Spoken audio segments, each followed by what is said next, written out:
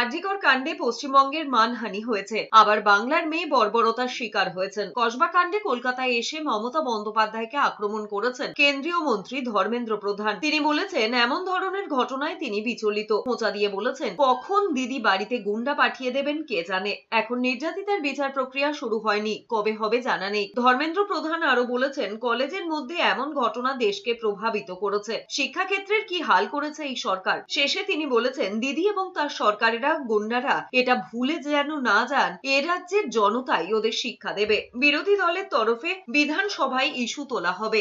आरजीकर जैसे घटना मन मस्तिष्क विचलित हुआ। सत्ता पार्टी के लोग ही ये काम किए थे।